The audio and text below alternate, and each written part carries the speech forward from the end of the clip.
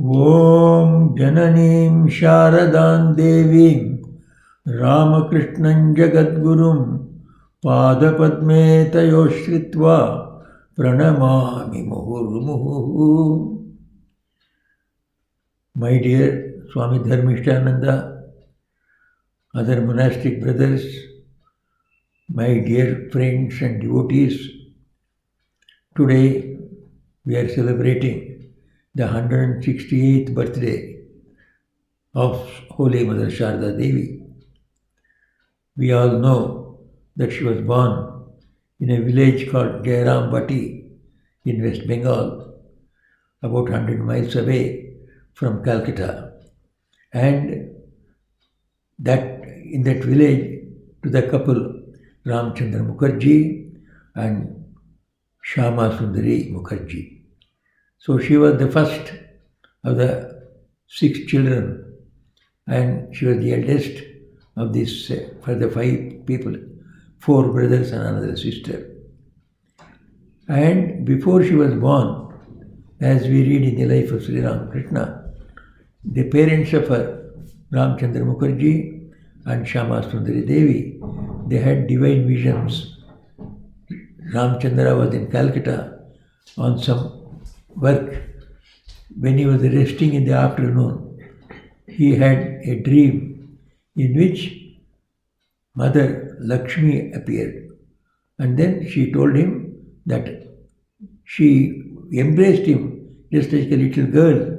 They embraced their father or grandfather. So Lakshmi came as a small child and then embraced him from behind and afterward disappeared. So Ramchandra could know that mother will be born in his house. Similarly, Shama Sundari Devi, who was in village, Yarambati, she also, when she went out and she was sitting under a tree very near her house, then she had a vision of Devi, say Kali or Durga. So in the Devi form, mother came as a small child and then just disappeared into her. So in both cases, both the mother and the father, they had divine vision. The vision of Lakshmi, the wife of Vishnu, Mahavishnu, and here Devi, the wife of Mahadeva, Shankara. So the Shaiva and the Vaishnava principles, the Shaiva principle is the Jnana principle, and Vaishnava principle, the Bhakti principle. Bhakti and Jnana together are being born as the child of Shama Sundari and Ramchandra Mukherjee. And that was Holy Mother. So from the very beginning itself, there was a synthesis of Jnana and Bhakti, exactly as in the case of Sri Ramakrishna. And Sri Ramakrishna is recorded as having called Narendra in his Samadhi in the 7th, as the one of the 7 sages in the highest heaven.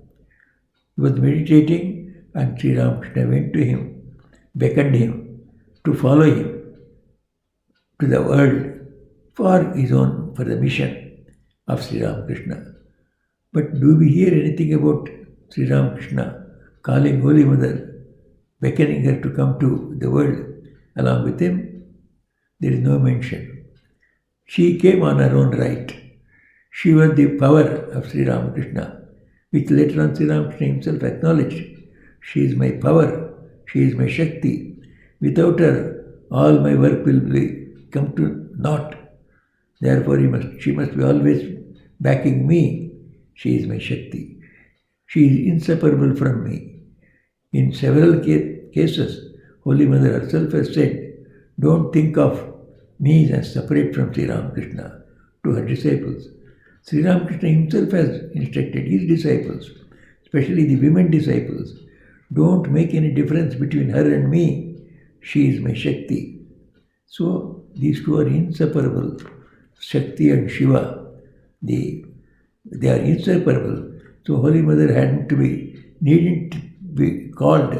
She came to the world along with Sri Ramakrishna on her own to fulfill his mission, to back him in all his mission of establishing a new world-moving religion which would attract all the good aspirants of religion into it, which would be common to all the religions, the existing religion, which would be a harmony of all the religions. We will see that one a little later. Then, this is one of the uniqueness of Holy Mother. Without calling, she has come along with him, and she was only 3 years old when she met Sri Ramakrishna in a congregation. Some say it is in a temple, some say it is in a house. But wherever it is, Sri Ramakrishna was along with his other young friends. Sri Ramakrishna was about 21 years old at that time. They were all there on one side. And some ladies with this Sharda, 3-year-old child in their lap, they were sitting on the opposite side. And these ladies, just like teasing a small girl, they asked Sharda, "Hey Sharda, whom do you marry from the young people who are there in front?" Imagine a 3-year-old girl. What does she understand?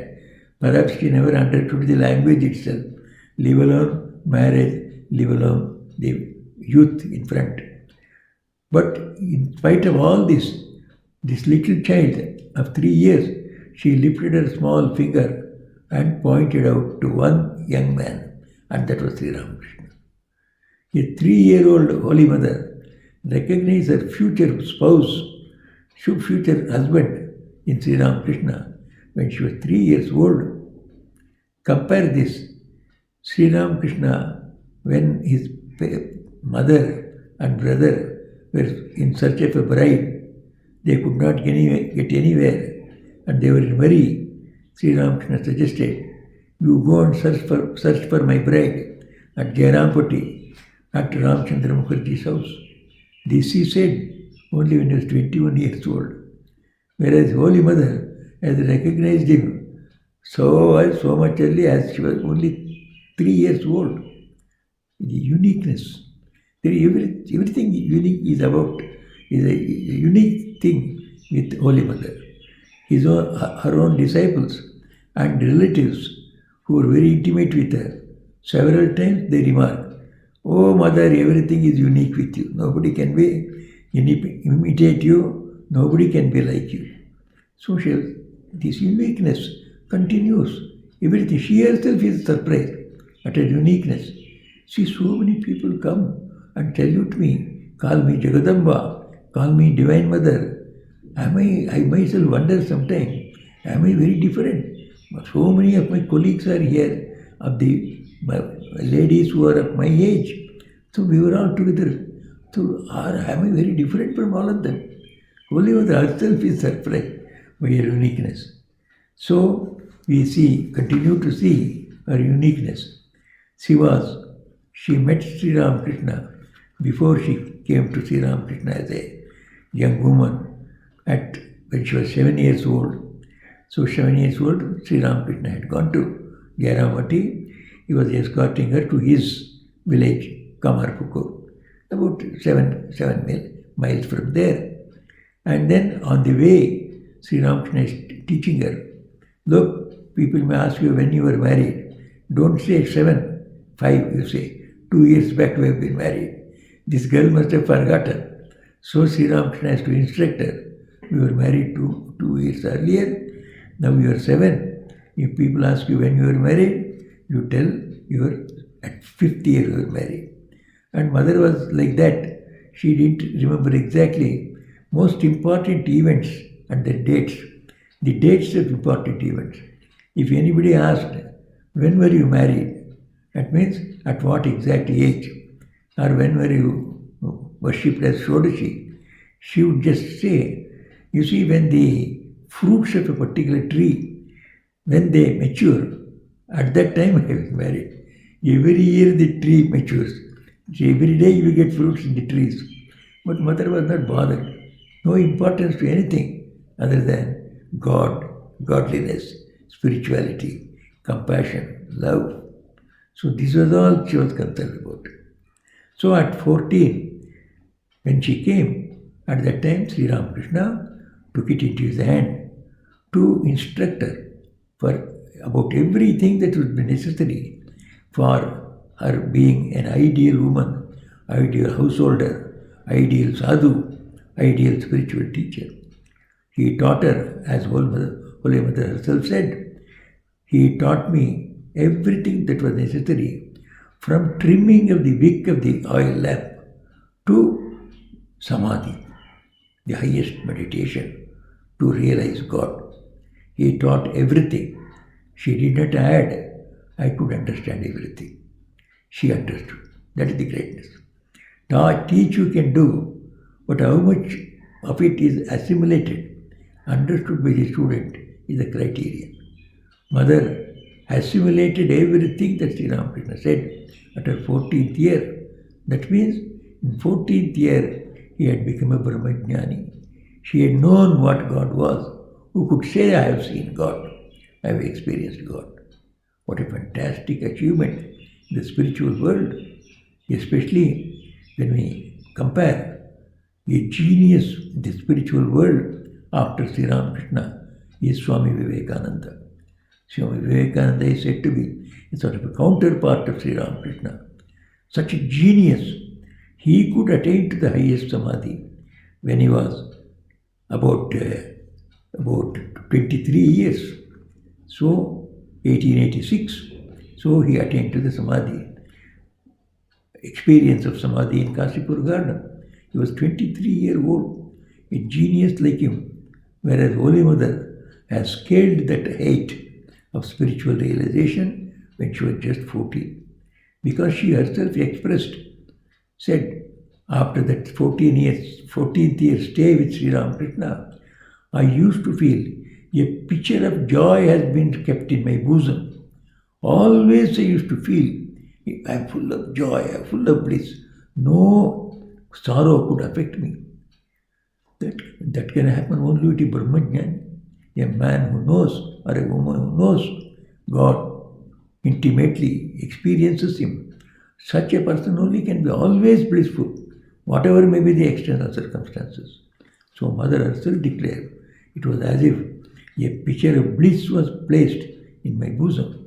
And from that day onwards, I have never experienced what sorrow is. Then we see so much of suffering, she also sheds tears. That is all superficial.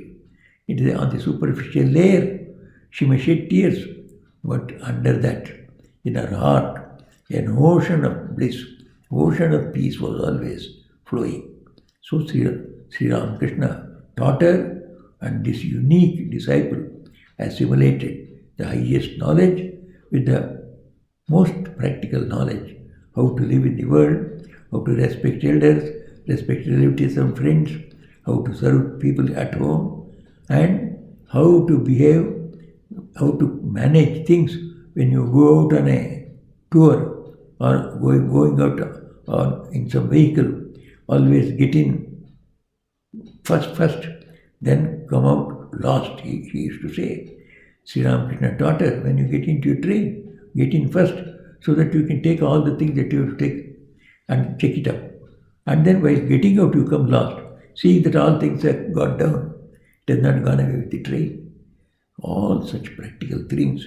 And the highest samadhi she assimilated from the teachings of Sri Ramakrishna, given to her at her 14th year.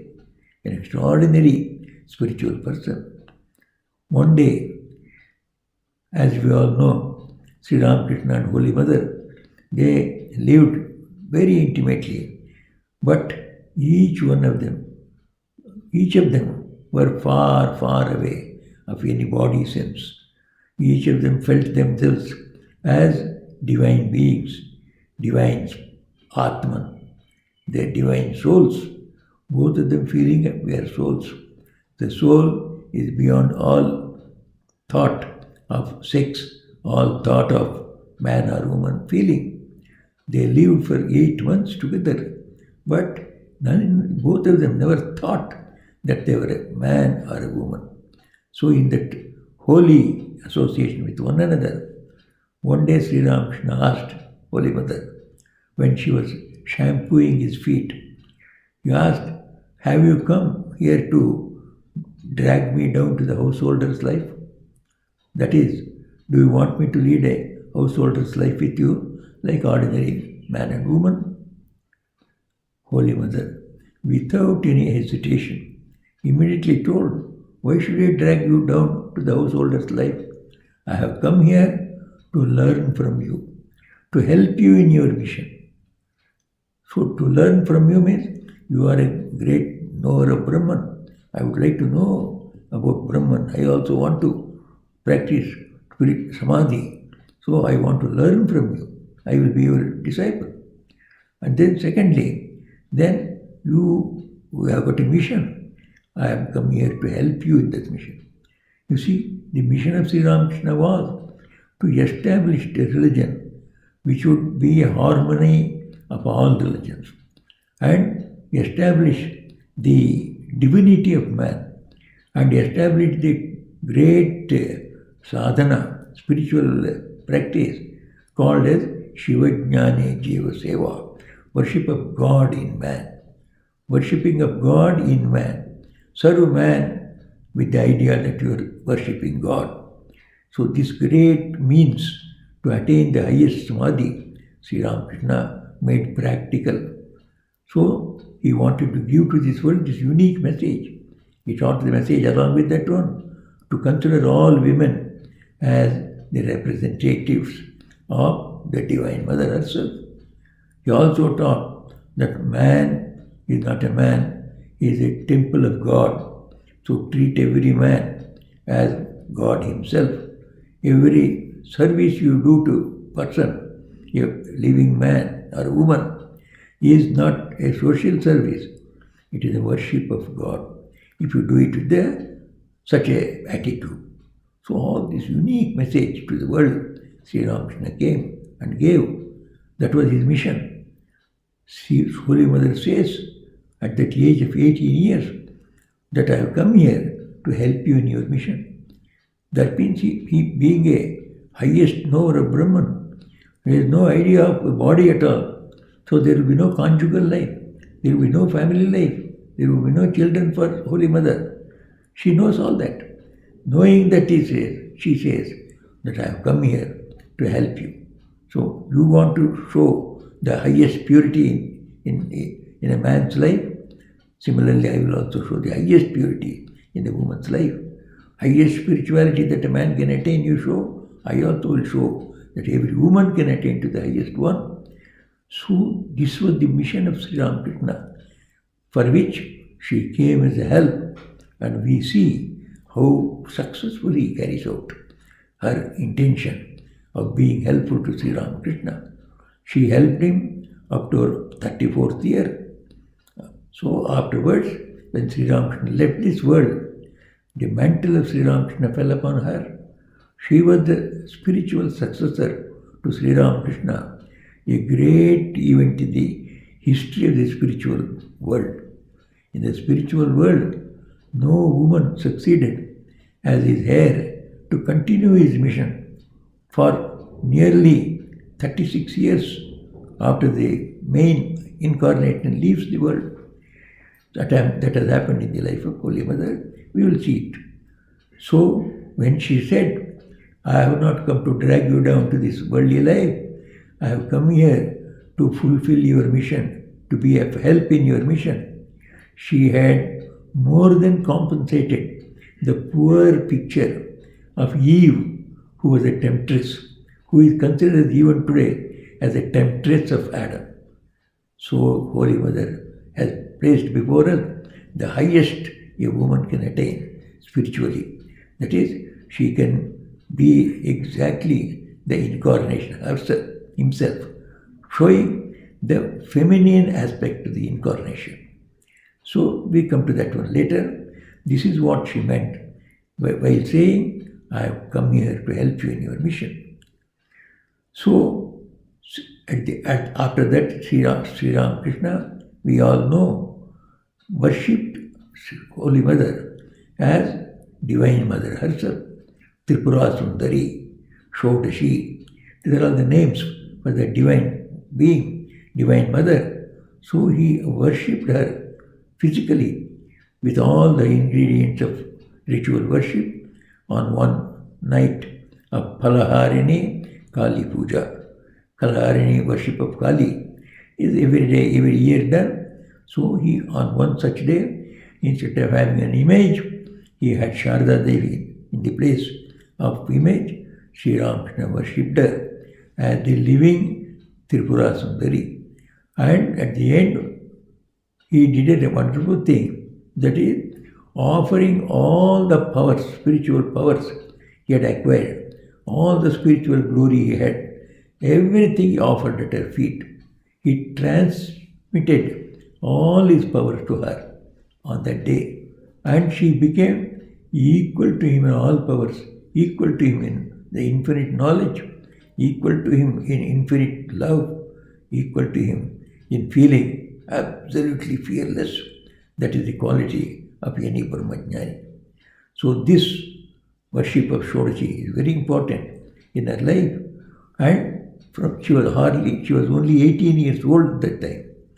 When people came to know about the Shodashi Puja and that Sri Ramakrishna himself had worshipped her and offered all his powers to her, they started calling her Holy Mother. So she became a holy mother to everyone. So from the child to the oldest man, they would go and then they would see the Holy Mother. She is a mother to all. So this motherhood of God, Holy Mother manifested in her life. Somebody asked in later life, Mother, how did Sri Ramakrishna leave you behind and go? All the other incarnations we see in the history, spiritual world, they all first the Shakti, his spouse goes away, then only the incarnation leaves.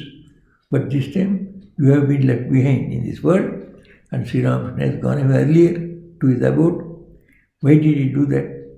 So mother said, he has left me behind to manifest the motherhood of God, to show humanity that if God came as mother, we have seen in all the incarnations, there are only the masculine aspect. Because they were all incarnated as men only. Jesus was man, Muhammad was man, Ramchandra was man, Krishna was man. They have all come in the human body. So they could manifest the perfection in man. But how would he, if he came as a woman? People had no idea. No devotee had any idea. So Sri Ramakrishna wanted that people should know that God is father as well as mother. Suppose he is as a mother, what would we be? So he had entrusted that mission to Holy Mother. You stay behind me. When I am there, you cannot manifest your motherhood.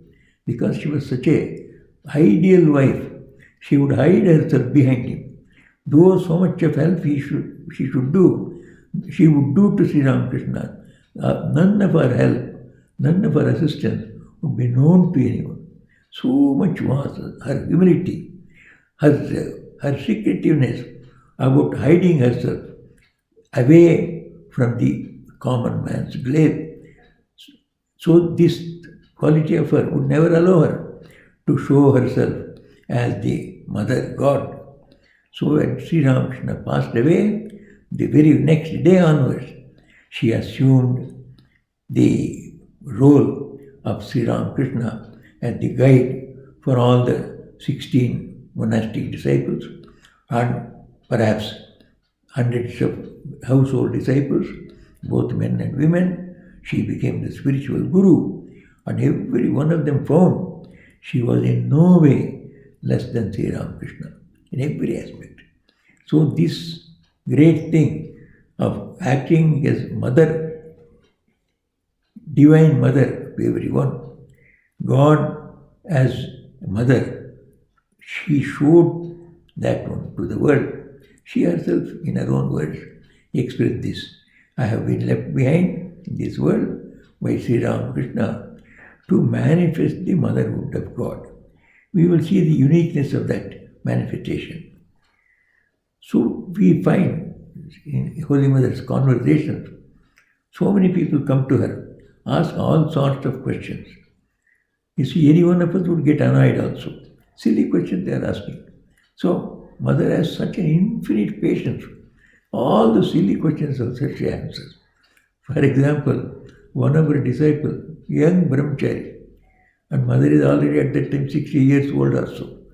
This brahmachari, he says, Mother, you went to Varanasi, Banaras, there did you have any vision as Sri Ramakrishna?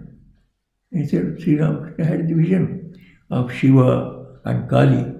They come and the dead body is there. Before it is cremated, Shiva gives the Taraka mantra. Before he utters the Taraka mantra into the ear of the dead body, Mother comes, Mother Kali comes and removes all the bondages of karma. With the bondages of karma, nobody can attain that's highest salvation. Shiva is there to give salvation to everyone who dies in Banaras. So Sri Ramakrishna saw that in a vision that first Kali comes, removes all the bondages of karma. Then Shiva gives the Taraka mantra as initiation into the ears of the dead body. Of course, dead body means along with that one, the soul is there. We may not see it, but it is there nearby. That liberates the soul and it attains to the highest redemption, highest salvation. So this Sri Ramakrishna had seen. So this disciple asked Holy Mother, have you had any such vision? She says, why should I have the same vision? Sri Ramakrishna has a vision that is enough to prove to the world that it is all true. So just if you believe, that is enough. His every word is truth. There is nothing false in any of his utterances. So this is also 100% true. Believe. Oh, I don't want to believe. Unless you say that you have seen, I will not believe. Then Mother kept quiet. You see, she could have been annoyed at the prudence of this little fellow, but she did not say anything because she is her own disciple. So she waited for 3 days. And on the third day, she called the brahmachari and said, last night I had a dream vision where I saw Sri Ramakrishna in front of one of the gods in that Vrindavan temple. And he was standing before the god. Then I told him, so and so, Arupananda. Later on he became Arupananda. At that time he is Rash Bihari. Rash Bihari says that he will not believe that Shiva and Kali comes unless I tell him I have seen him. I told him that you have seen, and that is true.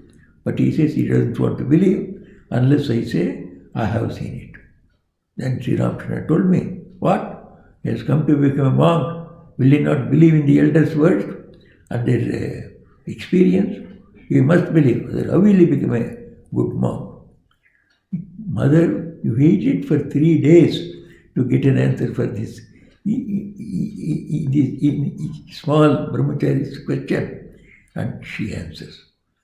Which other teacher in the world could be so humble and patient? Patience so immense. So this mother is an ideal teacher. Then that brahmachari must have been simply ashamed to have pestered her for a reply. So similarly, this thought of a mother's love for the children, small children, they go on asking all irrelevant, most foolish questions. How much of patience the mothers have. So mother was an ideal for that. 3 days she can wait for patience to give a reply to her student, to her almost a child, this brahmachari. Then, so we see other sides of it also. Sri Ramakrishna's Mahasamadhi. After Mahasamadhi, they went to the cremation ground, and then Sri Ramakrishna's body was consumed to the fire. And when they came back, she was the first to see Sri Ramakrishna's divine form. She was removing her bangles as a sign of widowhood.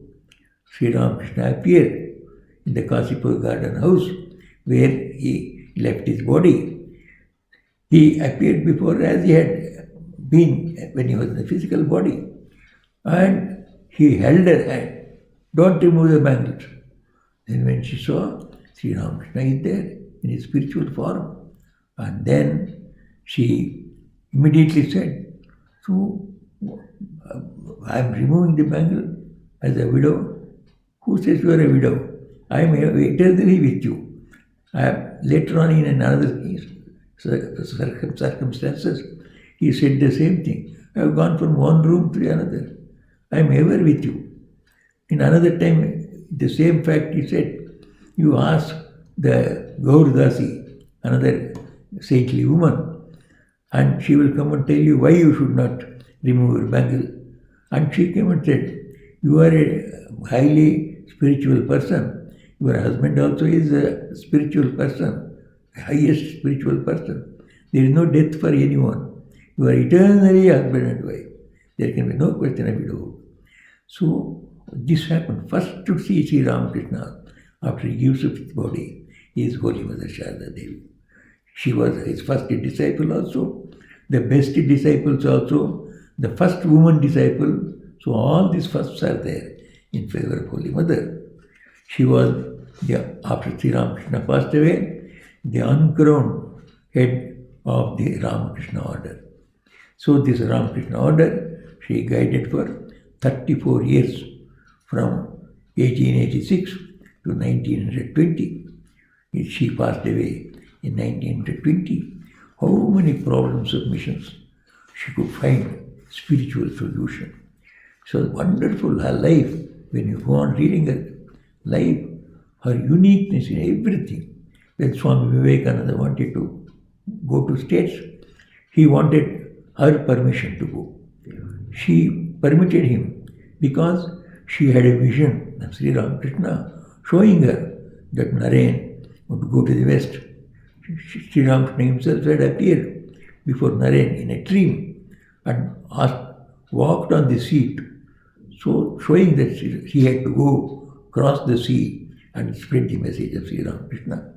Holy Mother sent Swami Vivekananda her blessings. She also saw a similar vision, therefore she could permit. Later on also when Swami Vivekananda came back, he helped him in every way.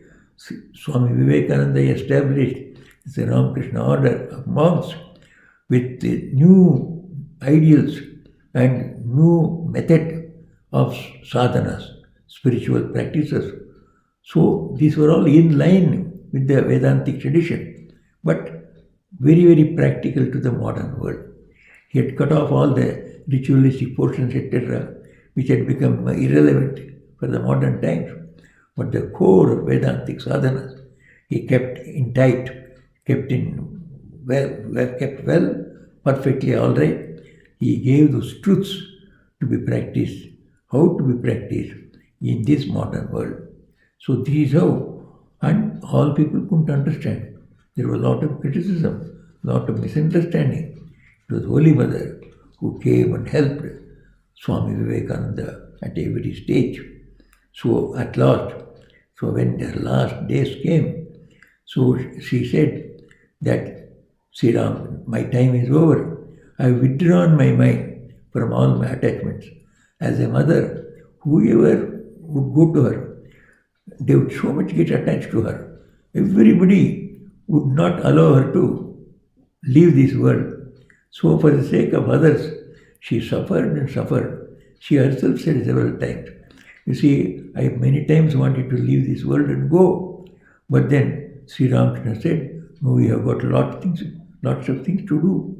Then when I look at this world, so much of suffering is there. May I be of some help to them. So she initiated several thousands into spiritual life, assuring each one of them the highest spiritual realization and enlightenment. And she said that Sri Ramakrishna only selected few, that too after scrutiny, whereas I have initiated everybody without any scrutiny. But they will also attain the highest, because Sri Ramakrishna has said, whomsoever you have accepted I have to come to him at the last moment at least and take him by the hand to me. And it was Holy Mother. Again and again she said, all the people who take the name of Sri Ramakrishna will be admitted, will go and reach the eternal abode of Sri Ramakrishna called Ramakrishna Loka. She speaks as if, we speak about England or New York or New Delhi. So she tells every devotee, why do you worry? You have taken the name of God, Sri Ramakrishna. You will go to his eternal abode. So this was Holy Mother. The spirituality was something like a play for her. In one place she said, seeing the Ishta Devata, seeing God that is there in the palm of my hand. Whenever I want, I can see my Ishta Devata. So this was the greatness of Holy Mother, a tallest figure who could not be compared with anybody, because God Himself. So it is always said, Natvat Samo Apyadhika Kutanyaha. There is nobody to equal you who will be greater than you. The same is told about Holy Mother, that highest state of spiritual height she had reached, and that highest compassion, highest love, and humility, patience, compassion, all these things were personified in her. So on this holy day, there is so much to remember about her. Anyway, on this holy day, we have remembered some of the memorable incidents in her life. May we follow what Holy Mother has told us to follow, so that we can have a happy life in our secular world, and we can advance also spiritually to reach the feet of God. So once again, I convey my blessings and good wishes on this Holy Mother's birthday. May we all be peaceful, joyful by her grace always. May we carry this peacefulness and joyfulness to our men neighbors also. Jai Ramakrishna, Jai Sharda Devi, Om Shanti Shanti Shanti.